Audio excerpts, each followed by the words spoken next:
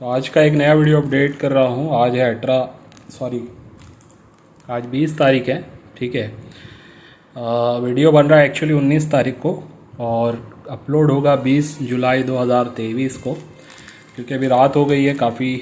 और आज मेरा एक्चुअली में दूसरे काम के वजह से न्यूमिस्मैटिक का ज़्यादा काम हो नहीं पाया, यानी कि जो कुछ पार्सल्स भेजने थे, कुछ ऑर्डर्स वगैरह से रिलेटेड काम था, आज कुछ भी नहीं हो पाया। पार्सल भी रेडी मेरे कल के ही पड़े हुए थे दो, जो मैं आज भेजने वाला था, यानी उनका पेमेंट आ चुका है जिनको भेजना था, लेकिन आज भेज नहीं पाया हूँ। तो ऐसा होता है कभी कभी। और काफ़ी हैवी रेन चल रहा है, लास्ट 2 दिन हो गया है, तो यहाँ पे आने जाने में भी दिक्कत हो रही है। यानी कि ट्रैफिक इतना हो जा रहा है कि यहाँ से 2 किलोमीटर भी जाने के लिए समझ लो 3-3 घंटा 2-2 घंटा लग जा रहा है। तो ऐसी कुछ सिचुएशन है फ़िलहाल। आज थोड़ा सा फिर भी बारिश कम हुआ है, लेकिन रुका नहीं है। तो अब जो भी काम है मेरा जो पेंडिंग है, और जिन लोगों का नया ऑर्डर आया, चाहे वो मेंबरशिप का हो, चाहे किसी ने बुक मंगवाई हो, चाहे किसी ने कॉइन्स मंगवाए हो सकता है कल मैं किसी का ऑर्डर भेज पाऊँ, या मोस्टली सैटरडे को मैं सारे ऑर्डर क्लियर करूँगा।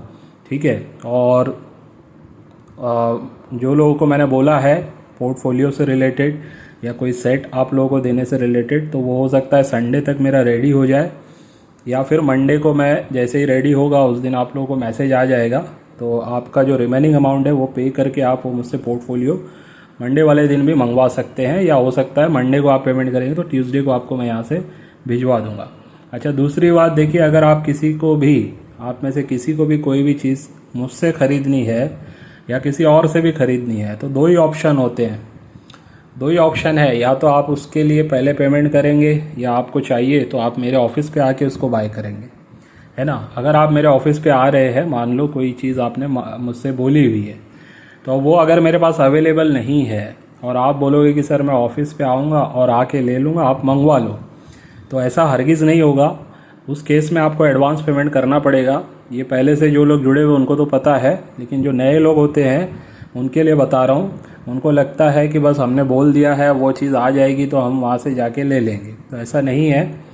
वो चाहे चीज़ 1000 रुपये की हो, चाहे वो 10,000 की हो, चाहे 50,000 की हो, आपको उसका कुछ ना कुछ पेमेंट पे करके रखना है। बिकॉज एक जवाबदारी, जिम्मेदारी होती है।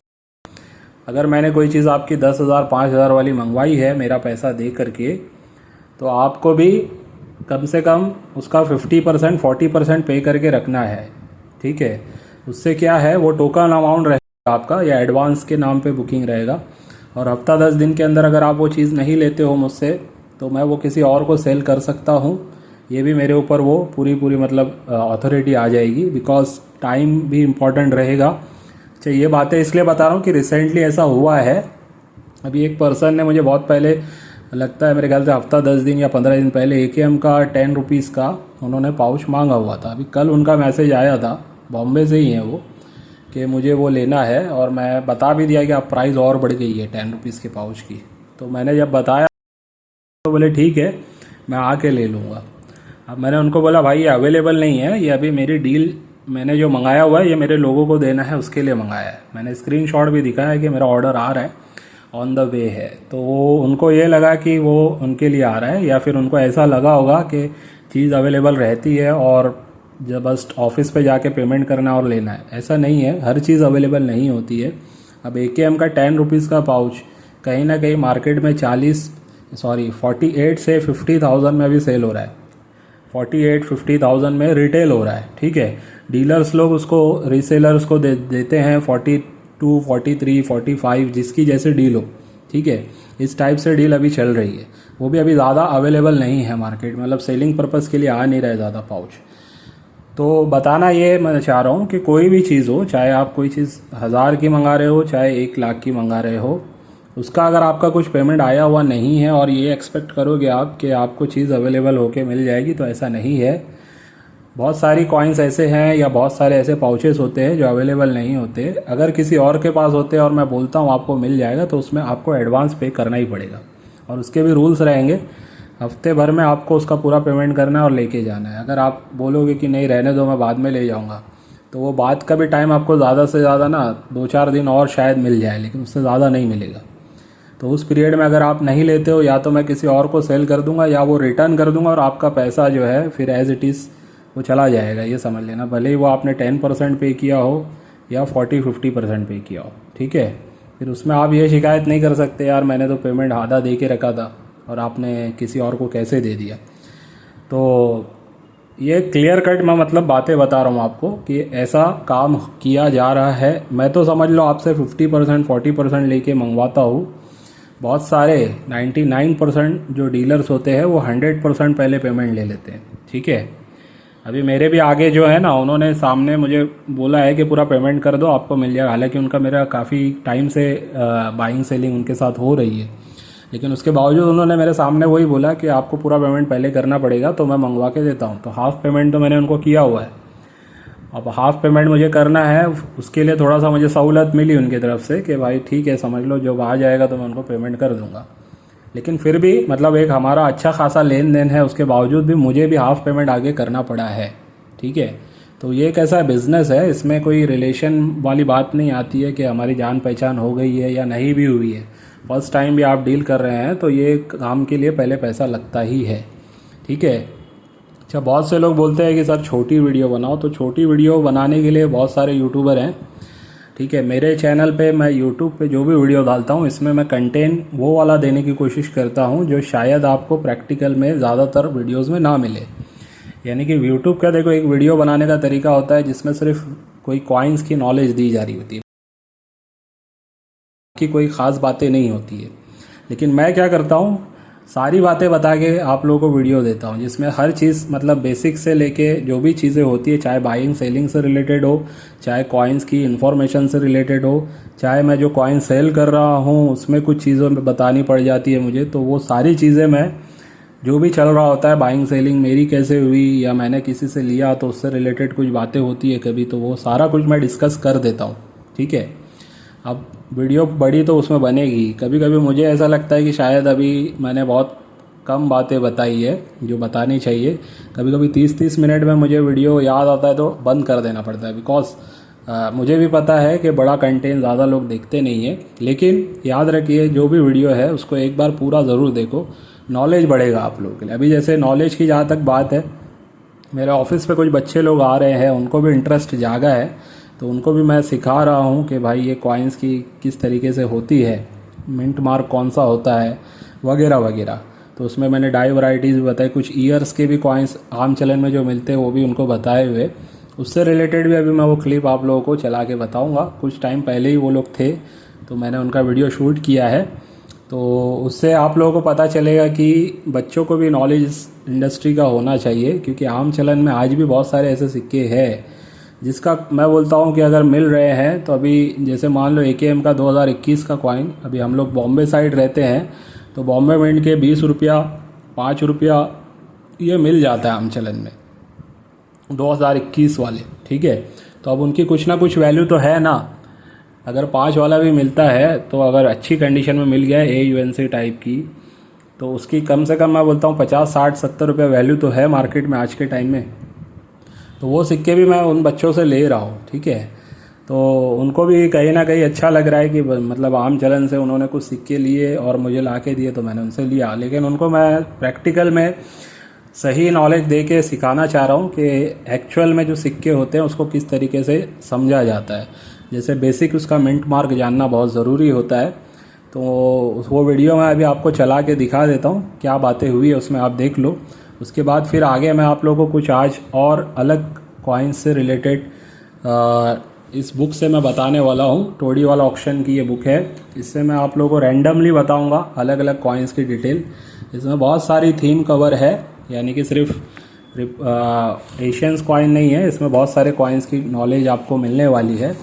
अब इस कैटलॉग को अगर आप देखेंगे तो यहाँ पे इसके बारे में दिया हुआ है कौन से पेजेस पे कौन कौन से कॉइन्स से रिलेटेड है। जैसे एशियंस कॉइन है ना, हिंदू कॉइन ऑफ मेदीवाल इंडिया, सल्तनत कॉइन्स है, मुगल्स कॉइन्स है, इंडिपेंडेंस किंगडम है ना, ऐसा अलग अलग है।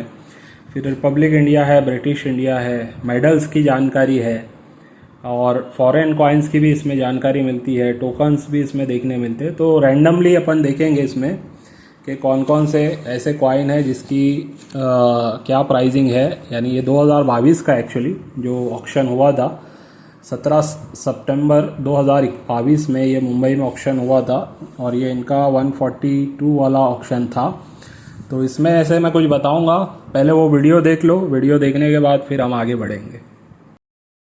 और आज के वीडियो में मैं छोटे बच्चों लोगों को आप लोगों से इंट्रोड्यूस कराने वाला हूँ, जो मेरे आसपास में ही रहते हैं लेकिन मेरे ऑफिस पे आते हैं। कभी कभी मैं इनको बताता भी हूँ सिक्कों के बारे में कि जो सिक्कों के मिंट मार्क है इसकी पहचान, और ये कभी कभी मुझे ला के भी देते हैं सिक्के। ठीक है, इनको भी अब समझ में आ गया है कि कौन से मिंट के सिक्के कहाँ से होते हैं। अभी जैसे इसमें से कुछ सिक्के जो है ना, ये लड़के ने ला के दिया है मुझे, हालांकि ये बोल नहीं सकता है लेकिन इसके बावजूद ये सिक्का इसने ला के दिया। ये आपने लाया ना, ये तूने लाया ना बेटा, बराबर ना। थोड़ा हंसेंगे लोग क्योंकि अभी नया नया इनका वीडियो बन रहा है, लेकिन इम्पॉर्टेंट बात ये है कि इनको समझ आ गई है कि कौन से कॉइन कहाँ से बने। अभी जैसे जो बोल सकता है लड़का, उसको मैं पूछूंगा तो देखिए वो बताएगा। मिंट मार्क की नॉलेज कहीं ना कहीं इनको भी हो रही है। तो ये अयान नाम है इसका। ठीक है अयान, जैसे सिक्का जो है, जैसे मैं बताया हूँ तुमको अलग अलग मिंट से जो बनता है, तो डायमंड मिंट कहाँ से होता है? बम्बई से। बम्बई से बना होता है, मतलब जो इसके नीचे डायमंड रहता है वो कहाँ से बना हुआ होता है? बम्बई से। और अगर स्टार होगा बेटा तो हैदराबाद से। हैदराबाद मिंट से। देखिए सुना आपने कि किस तरीके से ये लड़का सीख गया है। अभी देखिए इसको मैं पूछता हूँ, ये भी खुद भी बताएगा। बेटा ये कौन से मिंट से बना है, इसमें से बता सकता है कौन से मिंट से है? इसमें से देख के ज़रा बताना। बॉम्बे से है? अच्छा बताना ज़रा, इसमें देखेंगे, चेक करेंगे बॉम्बे से है या नहीं। एक मिनट। ये देखिए डायमंड यानी बॉम्बे, बॉम्बे से है ना, बॉम्बे से है ना। देखिए परफेक्ट बताया इसने। तो ऐसा कहीं ना कहीं बच्चे लोग भी ये सीख रहे हैं, ये लोग को मैं बताते रहता हूँ। ये भी लड़का नया आया है इधर ऑफिस पे, सब सीख रहे हैं और मेरी कोशिश है आप लोगों को गाइड करूँ, और साथ में जो नए बच्चे लोग भी हैं इनको भी नॉलेज हो, ताकि कम से कम इनके पास जो भी चिल्लर आए उसके बारे में इनको पता रहे ये कौन से मिंट से है, कहाँ से बन के आए हैं। और इनको ये भी मैं बताया हूँ खास करके AKM के कॉइन्स के बारे में। ये वाले कॉइन्स इन्होंने कभी लाए हैं और क्रॉस वाला कॉइन भी लाया है 2006 का। ठीक है, तो इनको इतना पता हो गया है बेसिक जो आम चलन में सिक्के हैं उनमें से कौन से कलेक्ट करने चाहिए। ठीक है, तो ये छोटी सी अपडेट थी आज की। उम्मीद करूंगा कि आज के वीडियो से आप लोगों को समझ में आ गया होगा कि जो बच्चे हैं इनको भी ये कम से कम नॉलेज होना चाहिए। बराबर है ना, सही बात है। तुम लोग भी सिक्के लाओगे कि नहीं लाओगे? लाएंगे ना? तू भी लाएगा ना बेटा? Yes sir. क्या बात है। चलो ठीक है, बाय टाटा। तो आप लोगों ने देखा किस तरीके से बच्चों को भी नॉलेज हो रहा है। अभी इनकी एज ज़्यादा नहीं है, 14-15 ईयर्स की एज है। किसी को तो बोलना भी नहीं आता है, लेकिन वो फिर भी गॉड गिफ्टेड रहता है, उनको समझ ज़्यादा आती है। अगर उनको सही से सिखाया जाए समझ जाते हैं वो लोग। और जिनको बोलना आता भी है तो उनको भी कहीं ना कहीं थोड़ा बहुत तो सिखाना पड़ेगा ही। तो बहुत हार्ड नहीं है, अगर सीखना चाहे आदमी तो सीख सकता है। कम से कम मिंट मार्क की नॉलेज ले सकता है और उससे इतना तो उसको पता चल जाएगा कि भाई हमारे जो सिक्के हैं वो जो बन के आते हैं वो कहाँ से बन के आते हैं, उसकी मिंट मार्क की क्या पहचान होती है। तो बच्चों को कम से कम मेरे हिसाब से ये बेसिक चीज़ें पता होनी चाहिए। फिर धीरे धीरे अगर उनका इंटरेस्ट जागेगा तो कहीं ना कहीं उनको फिर हम बता सकते हैं कि भाई फला मिंट से फला ईयर वाला जो कॉइन है उसकी ये वैल्यू है। ठीक है, या वो रेयर है या नहीं, वो स्कार है या नहीं। तो उस हिसाब से अभी जैसे मैंने इनको बताया हुआ है कि भाई स्टील वाला 2005 का अगर आपको आम चलन से 5 रुपये मिल जाता है तो नॉर्मली मैं बोला उनको 1000 से 2000 आपको मिल जाएगा। ठीक है, इतना कम से कम उनको मिलेगा। अब उसमें मुझे पता है ना आम चलन से मिलेगा, वो UNC तो नहीं रहेगा। UNC की भले ही प्राइस यानी एकदम जो चमचमाता रहता है उसकी प्राइस भले ही मार्केट में भी 6000 तक भी गई है, 7000 में भी बिका है, लेकिन जो आम चलन से मिलते हैं वो 3000-4000 में ही सेल होने वाले होते हैं। तो उनको 1000-2000 इसलिए बताया हूँ, जाहिर सी बात है उनसे लेके मैं अगर आगे सेल करूँगा तो मेरा भी कुछ रहेगा। तो इस तरीके से अभी उनको थोड़ा थोड़ा सिखा रहा हूँ। कुछ सिक्के वो लोग भी मेरे पास ला के दिए हैं, 4-5 सिक्के अभी तक आए हैं। किसी का 50 रुपये मिला है, किसी का उनको 20 रुपये मिला है, लेकिन दिया हूँ मैं। ठीक है, अब जैसे फ्लावर वाला 2 रुपया मैं अभी निकाला नहीं हूँ, रख दिया हूँ, जो 2011-12 के होते हैं। ठीक है, उसमें से मैंने उनको बोला है कि अगर आम चलन में मिले तो आपको 10-10 रुपये के हिसाब से दे सकता हूँ। फिर 2011 का भी 1 रुपया, 2012 का 1 रुपया स्टील वाला छोटा फ्लावर वाला जो होता है वो भी मैंने उनको बोल के रखा है, आम चलन से मिले तो 10-20 रुपये उसका मैं उनको दे सकता हूँ, क्योंकि स्कार श्रेणी में वो, ठीक है। तो ऐसे ही 2004 के 1 रुपये वाले जो स्कार श्रेणी के, रेयर वाला तो अलग है, वो तो आज मिलता नहीं आम चलन से। वैसे ही 2006 का क्रॉस वाला 1 रुपया है ना, 2007 का क्रॉस वाला 10 रुपया जो आम चलन से कभी कभी मिल जाता है। तो ऐसी कुछ चीज़ें आप भी अपने घर में या अपने बच्चों को या अपने फ्रेंड सर्कल में बता के रख सकते हो।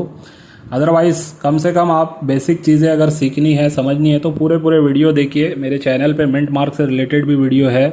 मेरी खुद की जो बुक है इसके अंदर मैंने हिंदी और इंग्लिश वर्जन दोनों में दिया हुआ है कि बेसिक नॉलेज मैंने इसमें कवर की है। कोशिश है मेरी इसमें, मिंट मार्क भी मैंने इसमें समझाया हुआ है, ठीक है, ब्रिटिश इंडिया के कॉइन्स का भी और रिपब्लिक इंडिया के कॉइन्स का भी, ठीक है। तो ये सारी चीज़ें इसीलिए बनी है कि लोग इसको देखें, समझे और समझ के आगे मतलब अगर इसमें कलेक्शन करें तो उनका ही फ़ायदा है, ठीक है। अब बेसिक नॉलेज नहीं होता है, लोग समझते हैं हर सिक्का हज़ारों लाखों करोड़ों रुपए का बिकता है, ऐसा नहीं होता है। अब मैं आप लोगों को ऑक्शन हाउस में जो सेल हुए हैं टोडी वाला ऑक्शन, इससे मैं आप लोगों को बताने जाऊंगा, क्योंकि ये एक रेफरेंस के लिए आप लोगों के लिए बेस्ट ऑप्शन है कि देखिए जो ऑक्शन में जो बिकता है वो प्राइसिंग कहीं ना कहीं मार्केट प्राइस होता है। अब ये सितंबर का भले ही प्राइस है, लेकिन कम से कम आपको बेसिक इतना तो पता चल जाएगा ना कि 2022 के सितंबर के टाइम में इन सिक्कों की क्या प्राइसिंग रही है, ठीक है। तो अभी अपन स्टार्ट करते हैं, मैं रैंडमली ओपन कर रहा हूँ। अभी देखिए ये जो खुला है ये कॉइन्स है मुगल्स के, ठीक है। इसमें गोल्ड वाले भी कॉइन दिख रहे हैं, इसमें सिल्वर वाले भी कॉइन दिख रहे हैं। अभी यहाँ पे इन्होंने किस तरीके से किया हुआ है, फ़ोटो के नीचे नंबर है, जैसे 116, 117, 118, 116, 117, 118। तो इसके साथ साथ यहाँ पे उसकी डिटेलिंग दी हुई है। अब ये 116 वाले की डिटेलिंग है, 117 वाले की, 118 वाले की। अब जैसे 116, 116 वाले की क्या डिटेलिंग है, ये सिक्का है मोहम्मद शाह का, यानी जो मोहम्मद शाह जो बादशाह रहे हैं उनका ये सिक्का है। गोल्ड मोहर है, 10.85 ग्राम्स का है, ठीक है। खुलजिस्ता बुनियाद मिंट से बना हुआ है, वगैरह वगैरह डिटेलिंग है इसकी। वेरी फाइन, और इसका वेरी फाइन कंडीशन का ये मतलब सिक्का इनको मिला है, और स्कार्स कैटेगरी में ये कहीं ना कहीं है, यानी कि ये रेयर तो नहीं है लेकिन स्कार्स कैटेगरी में है। और इसका इन्होंने ऑप्शन में एस्टिमेटेड प्राइस रखा था, यानी सेलिंग के लिए वो रखा था 58,000 से 68,000। 58,000 से 68,000 में मतलब इसकी एस्टिमेशन दी गई थी। तो जब बोली लगेगी तो वहाँ से ये प्राइसिंग स्टार्ट होगी और वहीं से इसको कोई भी परचेस कर सकता है, तो ये वो प्राइस होती है, ठीक है। वैसे ही देखिए 117 नंबर पे जो है ये वाला कॉइन, इसकी जो जानकारी, ये भी मोहम्मद शाह का गोल्ड मोहर 10.88 ग्राम का है, दारुस सुल्तानत लाहौर मिंट से ये बना हुआ है, ठीक है। और इसके बारे में जो प्राइसिंग दी हुई है ये भी वेरी फाइन, और ये रेयर है, ये वाला कहीं ना कहीं रेयर सिक्का है। आप फ़ोटो देख लीजिए अच्छे से ताकि आप लोगों को समझ में। मैं थोड़ा जूम करके दिखाता हूँ, ये देखिए, ठीक है। तो ये वाले गोल्ड के अगर सिक्के आपको मिलते हैं तो अब ये वाला रेयर सिक्का है जिसका एस्टिमेशन रखा गया था 70,000 से 80,000 रुपया, ठीक है। वैसे ये 118 नंबर पे अगर आप देखेंगे तो इसकी डिटेलिंग काफ़ी ज़्यादा है। ये नजराना रुपी है शाह आलम का, शाह आलम 2 का, ठीक है। दारुल खिलाफत शाहजहांबाद मिंट से ये बना हुआ है, ठीक है। और भी इसकी काफ़ी डिटेलिंग है, मतलब के अंदर क्या क्या चीज़ें हैं लिखा हुआ जो होती है उसके बारे में ये सब कुछ डिटेलिंग होती है। ये कॉइन देख लो आप। अब इसकी प्राइसिंग देखिए, ये सिल्वर कॉइन है, ये गोल्ड कॉइन नहीं है, ठीक है। और इसके बारे में यहाँ पे जो दिया हुआ है प्राइसिंग 1 लाख से 1,20,000 रुपये इसकी दी हुई है, ठीक है। भले ये सिल्वर का है, ये गोल्ड के हैं, ये रेयर वाला है, ये भी रेयर ही है, लेकिन प्राइसिंग में फ़र्क देखिए, क्योंकि ये इजीली मिलेगा नहीं, वेरी रेयर कॉइन है। यहाँ पे देख सकते हैं आप, कंडीशन यूएनसी भी नहीं है, एक्सट्रीमली फाइन है, यानी बहुत अच्छी कंडीशन है। तो इस कंडीशन में ये कॉइन 1 लाख से लेके 1,20,000 रुपये इसकी प्राइसिंग रखी गई थी। अब तो प्राइसिंग वैसे बढ़ गई होगी, ठीक है, क्योंकि काफ़ी अभी प्राइसिंग बढ़ी है और बढ़ते जा रही है और आगे भी बढ़ेगी। और ख़ास करके अभी रिपब्लिक इंडिया में काफ़ी ज़्यादा प्राइसिंग बढ़ी है कॉइन्स की। तो ऐसे बहुत सारे अभी एशियंस भी हैं इसमें, ठीक है। तो इसमें से भी देखिए जो भी कॉइन्स यहाँ पे आपको दिख रहा है, ये फ़ोटो 72 नंबर मेरे ख्याल से यही वाला है, नंबर इसमें आया नहीं है लेकिन ये वही है, कश्मीर हर्षादेवा, ठीक है, ये नाम से ये है। गोल्ड दिनार है, ये गोल्ड का बना हुआ है, वेरी फाइन और वेरी रेयर, यानी अच्छी कंडीशन में भी और रेयर भी है। ये कैटेगरी इसकी रेयर है, दुर्लभ श्रेणी का सिक्का है। और प्राइसिंग देखेंगे आप तो 1,10,000 से 1,30,000 रुपये इसकी प्राइसिंग है, ठीक है। बहुत पुराने सिक्के हैं, कुछ कुछ होते हैं जो लाखों में कीमत होती है, कुछ लाखों में नहीं होती, हज़ारों में होती है। अब जैसे मिसाल के तौर पे ये देखिए यहाँ पे 74 नंबर, 74 यानी ये वाला। अब ये वाला जो सिक्का है पुराना दिख रहा है, देखने से ऐसा लग रहा है कि यार पता नहीं कितना रेयर या दुर्लभ सिक्का हो सकता है, बहुत लाखों में प्राइस इसकी मिल सकती है, ऐसे एक सोच आती है।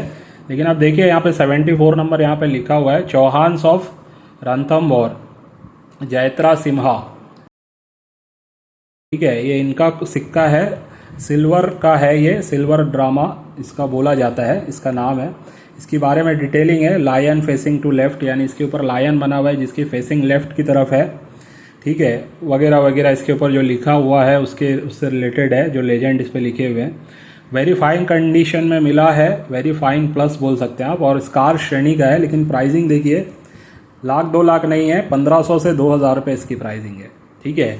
क्यों 1,500 से 2,000 है? पुराना होने के बावजूद ये आज भी मिलता होगा, बहुत सारा ये मार्केट में अवेलेबल होगा। हम लोगों के पास अवेलेबल नहीं है, लेकिन इसका मतलब ये नहीं होता है कि और लोगों के पास अवेलेबल नहीं है। न्यूमिस्मैटिक में जो लोग काम करते हैं ना, उनके अगर जो पुराने लोग हैं उनका कलेक्शन आप देखोगे, बहुत सारे लोग एशियंस कॉइन्स में काम करना पसंद करते हैं, बहुत सारे मुगल्स के सिल्वर गोल्ड वाले कॉइन में काम करना पसंद करते हैं, ऐसे बहुत सारे लोग हैं। हम नहीं कर रहे हैं तो इसका मतलब नहीं है कि और लोग नहीं कर रहे हैं। तो वो लोग के कलेक्शन में अगर आप देखोगे ना, तो ये सारा बहुत सारा सिक्का आपको उनके पास मिलेगा। तो उनको पता है ये बहुत ज़्यादा रेयर नहीं है, लेकिन फिर भी कुछ ना कुछ वैल्यू होती है। अब ये 1,500 से 2,000 उस टाइम पे, तो आज के टाइम पे मुझे नहीं लगता कि बहुत ज़्यादा बड़ी होगी, लेकिन होगी 3-4 हज़ार के एवरेज पे ही ये प्राइसिंग होगी, या हो सकता है 1,500 से 3,000 के बीच में हो, ठीक है। कंडीशन पे भी सारा कुछ मैटर करता है। तो ऐसे अलग अलग कॉइन है जिसकी बहुत अच्छी भी वैल्यू मिल सकती है, बहुत कम भी वैल्यू। अभी ये देखिए 3.5 से 4.5 लाख वाला सिक्का है ये, ठीक है। इसके बारे में जो लिखा हुआ है यहाँ पे देखिए, ताजुद्दीन फिरोज शाह, ठीक है, ताजुद्दीन फिरोज शाह वाला ये सिक्का है, गोल्ड टंका बोला जाता है। और इसकी जो रेयरिटी की बात है, ये एक्सट्रीमली रेयर कॉइन है, यानी कि ये आसानी से नहीं मिलेगा। फ़ोटो देख लीजिए आप, इसकी बनावट देख लीजिए, ताकि आपको अगर ऐसा कोई सिक्का मिले तो आप इससे मैच कर सकते हो। तो ये सिक्के की जो प्राइसिंग इन्होंने रखी थी, यानी सेलिंग के लिए 3.5 लाख से 4.5 लाख रुपए इसका एस्टिमेशन रखा गया था। तो ऐसे बहुत सारे सिक्के हैं, मैंने इसमें देखा है 15-15 लाख 20-20 लाख के भी सिक्के इसके अंदर है, ठीक है। और गोल्ड्स के ये भी हैं, क्या बोलते हैं, मेडल्स वगैरह की भी इसमें आप लोगों को मिल जाएंगे। ये मेडल मेरे पास किसी से आया था, अभी ये वीडियो मैं दिखा रहा हूँ तो उनसे बात करूँगा। तो मैंने एक ऑक्शन हाउस की वेबसाइट से इसकी डिटेलिंग वो टाइम पे इनको बताया था, जहाँ तक मुझे याद है ये 6 महीना 8 महीना पहले की बात है। उनको मैंने किसी वेबसाइट से इसकी जानकारी निकाल के दिया था, तो उसमें इसकी वैल्यू शायद 2-4 हज़ार रुपये थी। लेकिन अभी देखिए टोडी वाला ऑक्शन की बुक में क्या प्राइसिंग दी है। ये इस पर जो फ़ोटो होती है ना, ये 2 फोटो होती है, क्वीन की और एक किंग की होती है। 1911 का ये कॉइन होता है, मेडल होता है एक्चुअली। ये 1911 का फ़ोटो नंबर है 467। तो 467 पे देखिए, George we coronation silver medal 1911 का है ये, ठीक है। इसके अंदर क्या है, कॉन्जॉइंट बर्ड्स ऑफ, मतलब दोनों की जॉइंट फोटो है। किसकी किसकी है, किंग जॉर्ज 5th और क्वीन मैरी की, फ्लोरल वेट के अंदर, यानी डिज़ाइन जो है ना फ्लोरल है, आसपास आप देख सकते हैं फूल वाला डिज़ाइन है, उसके अंदर ये फ़ोटो बनी हुई है। तो ऐसी कुछ डिटेलिंग में लिखा हुआ है यहाँ पे उसके बारे में। और प्राइसिंग की अगर बात करें तो इसकी प्राइसिंग यहीं पे है, ये वाली जो प्राइसिंग है इसकी 16,000 से 19,000 इन्होंने रखी थी। एक्सट्रीमली रेयर है, कहीं ना कहीं रेयर कैटेगरी इसकी दी हुई है, ठीक है। सिल्वर का मेडल है 1911 का, और किस लिए ये बना था उसके बारे में भी यहाँ पे दिया हुआ है। तो ऐसे कुछ अलग अलग होते हैं मेडल्स भी, जिनकी प्राइसिंग 5-10 हज़ार से लेके 1-1 लाख तक भी जाती है ना। यहाँ पे देखिए और मेडल्स मैं आपको दिखा रहा हूँ, ये देख सकते हैं आप, रॉयल विक्टोरिया वगैरह वगैरह भी। ये वाला जो है the royal Victorian order night grand cross, ये वाला इस थीम पे बना हुआ है। और ये भी कहीं ना कहीं वेरी रेयर श्रेणी का। प्राइसिंग की बात करें तो 1.25 लाख से 1.5 लाख इसकी प्राइसिंग रही है। ठीक है, अब क्या प्राइसिंग होगी ये हमें पता नहीं, लेकिन लगभग इतनी प्राइस इसकी पिछले साल रही है।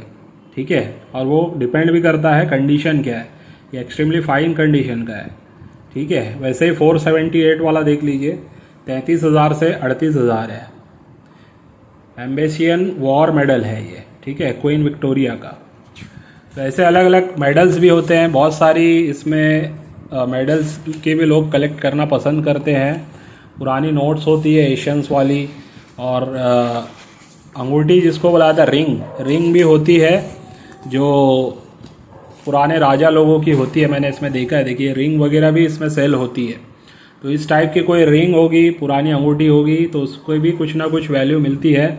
6-7 हज़ार है, 7 से 9 हज़ार है, 10 से 13 हज़ार है, 5 से 6 हज़ार है, 3.5 से 4.5 हज़ार है, ये 4 लाख से 5 लाख तक है। डेक्कन पोस्ट विजय रंगा राजन पीरियड का अगर ये मिल गया, गोल्ड वाले में होता होगा ये कहीं ना कहीं वेरी रेयर श्रेणी का है। इसकी फ़ोटो यहाँ पे नहीं दी गई है सॉरी, ये वाली फ़ोटो है इसकी, 455 नंबर। देखिए ये वाली रिंग अगर मिल जाए तो इसकी प्राइसिंग लगभग 4 लाख से 5 लाख रुपया पिछले साल इन्होंने रखी थी। ठीक है, सॉरी वो ये वाला है 454, ये वाला है। ठीक है, इसकी प्राइसिंग, और ये 455 है। दोनों की लगभग वही प्राइस है, इसकी भी 4 लाख से 5 लाख है और उसकी भी 4 लाख से 5 लाख है। और 456 वाला जो देख रहे हैं आप, ये तीनों ही कहीं ना कहीं एक ही पीरियड के मुझे दिख रहे हैं, अलग अलग थीम पे बने हुए हैं। 456 वाला जो है ये लेकिन 1.25 लाख से 1.5 लाख रुपए इसकी प्राइसिंग रखी गई है। ठीक है, ये भी रेयर है। तो ऐसे कुछ रिंग्स भी होते हैं जिनकी प्राइसिंग आपको अच्छी खासी मिल सकती है। तो बस बताना ये है इस वीडियो में मैं जो बता रहा हूँ आप लोगों को, कि सिक्के तो बहुत सारे हैं, चाहे रिपब्लिक इंडिया पे काम कर लो, चाहे ब्रिटिश इंडिया पे कर लो, चाहे एशियन सिक्कों में चले जाओ, चाहे आप पुर्तगाल इंडिया सिक्के पे चले जाओ, चाहे आप मुग़ल सल्तनत के सिक्कों पे चले जाओ, है ना। तो इन सब की लेकिन नॉलेज होगी तो ही आप कुछ कर पाओगे। तो अब मेरी जो पहली बुक मैंने निकाली थी, इसमें बस उसका एक बेसिक मैंने टच दिया था। चाहे रिपब्लिक इंडिया के कॉइन्स हो, चाहे ब्रिटिश इंडिया के हो, ईस्ट इंडिया कंपनी के हो, मुगल्स के कुछ कॉइन्स भी मैंने इसमें दिखाए थे। बहुत सारे लोगों को पता है। ठीक है, इसमें रेयर से रेयरेस्ट कॉइन को मैंने ज़्यादातर हाईलाइट किया है। नोट्स की भी कुछ ना कुछ इन्फॉर्मेशन मैंने इसमें दी हुई है। ठीक है, तो मेरा पहला जो मेन इंटेंशन ये है ना, लोगों को जो मैं मेंबरशिप वगैरह देता हूँ या वीडियो बनाता हूँ, उसमें मुझे ये लगता है कि बहुत सारे लोग हैं जिनको सही नॉलेज है ही नहीं मार्केट में। ठीक है, यानी इस थीम की, इस फील्ड की, इस इंडस्ट्री की सही नॉलेज नहीं है। जिन लोगों ने नॉलेज ली भी है तो वो पूरी नॉलेज सही से लोगों को बता नहीं रहे। कुछ अच्छे यूट्यूबर हैं जो काफ़ी अच्छा नॉलेज देते हैं, लेकिन और ज़्यादा काम किया जा सकता है, और ज़्यादा लोगों को गाइडलाइन दी जा सकती है। मैं ये नहीं कहता हूँ कि प्राइसिंग ही बताना इम्पॉर्टेंट है। कॉइन्स की बेसिक नॉलेज हो और एक एस्टिमेशन प्राइस भी लोगों को पता चले ना, तो उतना कम से कम पता होना चाहिए कि हाँ भाई ये इसके आसपास बिकता है, इस प्राइसिंग के आसपास बिकता है, और ये रेयर श्रेणी का होता है या नहीं होता है या कॉमन है। तो इससे होगा ये सब लोगों का फ़ायदा होगा। जो नए लोग होंगे वो भी नॉलेज लेंगे, वो भी जुड़ेंगे, उनको भी समझ में आएगा कि बहुत सारा इसमें स्कोप है, अलग अलग थीम पे काम किया जा सकता है। बहुत सारे नोट्स पे काम करते हैं। ठीक है, तो नोट्स में भी बहुत सारी वैरायटीज़ है। ठीक है, वो नोट्स में भी बहुत सारा अलग अलग थीम होता है, फैंसी नंबर से लेके स्टार वाले नोट्स होते हैं, प्रीफिक्स वाइज किया जाता है, गवर्नर की सिग्नेचर के हिसाब से किया जाता है, सब कुछ इसमें भी अलग अलग थीम वाइज काम होता है। तो लेकिन इसके लिए भी आपको नॉलेज लेनी पड़ेगी, समझना पड़ेगा कौन सी नोट की क्या वैल्यू है। कुछ नोट्स लाखों में भी चली गई है, इतनी रेयर है। लेकिन मैं वो नहीं बोलता हूँ कि लाखों की नोट्स कलेक्ट करो, लेकिन जो नोट्स की वैल्यू 1000, 2000, 500 है, एटलीस्ट उनको आप कलेक्ट करना स्टार्ट करो। हो सकता है आगे 5-10 साल में उसमें भी बहुत सारी ऐसी नोट्स हो जाएगी जिनकी वैल्यूएशन काफ़ी बढ़ जाएगी। जैसे स्टार वाली नोट्स की भी बड़ी है, फैंसी नंबर का भी और ऐसे नोट्स आ सकती है जो बढ़ जाएगी, और जो नॉर्मली रेयर भी मानी जाती है या स्कार श्रेणी की मानी जाती है, चाहे फिर वो बंडल्स ही क्यों ना हो, चाहे 1 रुपये का हो, 2 रुपये का हो, 5 रुपये का हो, 10 रुपये का हो, है ना। तो बंडल्स में भी आप जा सकते हैं, इन्वेस्टमेंट कर सकते हैं, कलेक्शन बना सकते हैं। तो बहुत सारे ऑप्शन है करने के लिए, बस नॉलेज होना चाहिए। नॉलेज होगा तो आप ये सब काम कर पाओगे, ठीक है। और नॉलेज के लिए हम भी बैठे हैं, और बहुत सारे ऑप्शन आपको ऑनलाइन भी मिल जाते हैं, बहुत सारी बुक्स है जिसको आपको ख़रीदना पड़ेगा। अब देखिए, लोग ये भी सोचते हैं कि फ्री में सब कुछ पता चल जाए, तो भाई फ्री में कुछ नहीं होता है। फ्री में बहुत फिर मेहनत आप अगर कर सकते हो, ऑनलाइन से डिटेलिंग निकाल सकते हो तो बात अलग है। मैं खुद भी बताऊँ ना, मैं आईटी फील्ड से होने के बावजूद सारी डिटेल मैं ऑनलाइन से नहीं निकाल सकता हूँ। बुक की ज़रूरत पड़ती ही पड़ती है, बुक से बहुत आसानी हो जाती है। और फिर आप प्रैक्टिकल में अगर लोगों के नेटवर्क में हो, कांटेक्ट में हो, तो वो जो नॉलेज मिलता है ना, वो आपको ना ऑनलाइन से मिलेगा ना बुक से मिलेगा, ठीक है। तो सब कुछ एक साथ आप फ्री में नहीं सीख सकते हैं, कुछ मेहनत आपको भी करनी पड़ेगी, कुछ चीज़ों को सीखना समझना पड़ेगा। बुक लीजिए, बुक को पढ़िए। बुक लेने के बाद ऐसा नहीं कि बस ले लिया, एक बार देख लिया, उसको रख दिया। उसमें आप पूरी डिटेलिंग समझिए, उसमें से आप शॉर्ट आउट कीजिए कौन से, अभी जैसे लोग जो है ना ये वाली बुक्स मेरे से लिए हैं मेंबरशिप में भी और वैसे भी, तो मैं उनको कहूँगा कि भाई आप अपनी एक लिस्ट बना लो। इसमें से जो प्राइसिंग कम से कम 400-500 रुपये दी हुई है यूएनसी कंडीशन की, उन कॉइन्स की लिस्ट बना लो, ताकि आप लोगों को ये पता चले कि बेसिकली कौन से सिक्कों पे फोकस करना है। तो एटलीस्ट 400-500 प्राइसिंग वाले जो सिक्के हैं, अगर वो 100-50 सिक्के इनमें से निकलते हैं, तो कम से कम उसी पे आप अपना फोकस रख के उनको कलेक्ट कर सकते हैं, ठीक है।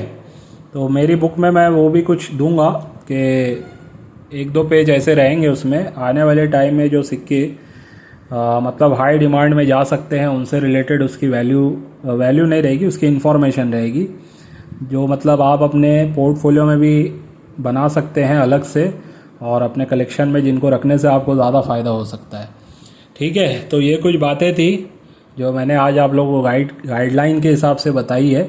आज कोई सेलिंग पर्पज़ से मेरा वीडियो नहीं है।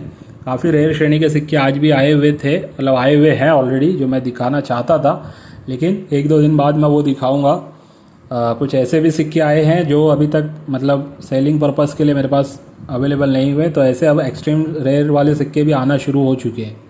तो जो लोग कलेक्शन के लिए आने वाले टाइम में जिनको लगता है कि ऐसे सिक्के मेरे पास होने चाहिए, तो वो सिक्के भी मैं कहीं ना कहीं प्रोवाइड करने की कोशिश कर रहा हूँ। और बहुत जल्द बुक पे काम जब स्टार्ट करूँगा तो देखेंगे, उसमें जहाँ तक हो सकेगा मैं आप लोगों को और ज़्यादा से ज़्यादा इसमें डिटेलिंग दूंगा। जो प्रैक्टिकल 1 साल में मैंने इस इंडस्ट्री में अभी देखा है, लगभग बाइंग सेलिंग का काम करते हुए, जो मुझे स्टार्ट किया मैं 6-7 महीना तो हो चुका है। तो इसमें जो मुझे अलग से जो समझ में आया है, एक होता है एक कॉइन कलेक्शन करना एक अलग चीज़ है, और एक काम करना अलग चीज़ है बाइंग सेलिंग। दोनों में ज़मीन आसमान का फ़र्क है, ठीक है। दोनों काम से ही आपको इस इंडस्ट्री की पूरी समझ आने लगती है, ठीक है, कि एक्चुअल में यहाँ पे काम किस तरीके से किया जा सकता है, as a collector, as a dealer, या एज अ रीसेलर, या एज अ इन्वेस्टर, ठीक है। तो जो लोग इन्वेस्टमेंट पर्पज़ से भी मुझसे गाइडलाइंस लेना चाहते हैं, उनको भी मैं बुला के गाइडलाइंस, मतलब वो लोग आते हैं मेरे ऑफिस पे, तो मुझसे समझते हैं, मैं बताता हूँ मेरी तरफ से कि एज अ इन्वेस्टमेंट किस तरीके से आप फोकस कर सकते हैं। तो बहुत सारी चीज़ें हैं, सिखा भी रहा हूँ, मैं खुद भी सीख रहा हूँ, और आप लोगों से भी ये रिक्वेस्ट करूँगा कि सीखने पे फोकस कीजिए। भले ही 6 महीना साल भर लग जाए सीखने समझने में, लेकिन एक बार आप सीख गए, समझ गए, उसके बाद फिर आपको किसी से कुछ पूछने की ज़रूरत नहीं, बस आप अपना कलेक्शन बढ़ाते जाइए या इन्वेस्टमेंट करते जाइए, उसका रिटर्न्स आपको आने वाले टाइम में अच्छा ही मिलेगा, ठीक है। तो उम्मीद करता हूँ आज के वीडियो से भी कुछ ना कुछ अच्छा सीखने समझने मिला होगा। तो आज के वीडियो को बस यहीं पे एंड करता हूँ, बाय।